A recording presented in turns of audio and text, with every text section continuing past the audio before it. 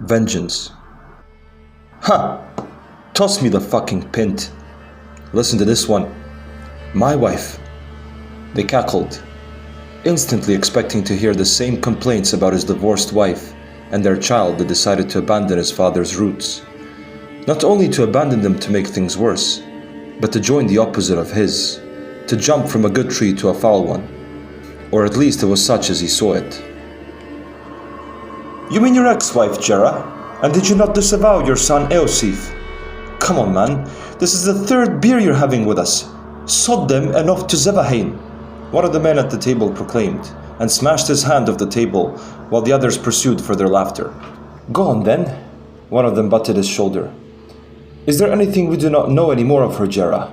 How she cheated on you with a Zolhanean? How your son has become like Zurban the Wicked himself?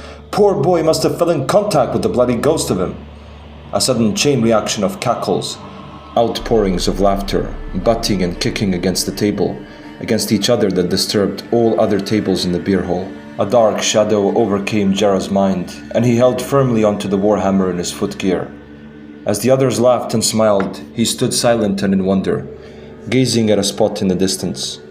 At the bar, he noticed the young girl's tired face from the work that they caused.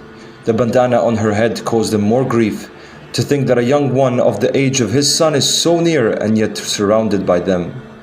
A complete disgust overwhelmed his soul, and the only duty he felt was to react.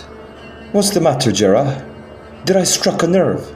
The man at the table, mocking earlier his fate, spoke further, as the others cackled further on. Jera stood up, took his warhammer and smashed the table's center, causing a hole to emerge in the midst.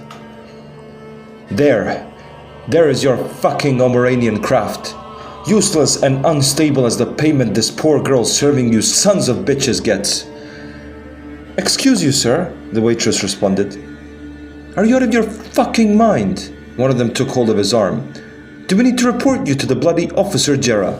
Are you not happy with a pint with the fellas anymore? Jera stayed silent. Half drunk, he hung above the table on his own body and tried to pay attention to their voices. They all jumped into his face and shouted, mad at what he had just done. One of the elderly in the circle simply stayed sitting at the table drinking a beer. The man that mocked him said repeatedly, I'm calling the guard. I'm calling the bloody fucking guard. Jera? What the hell is wrong with him? His legs gave off and he went unconscious.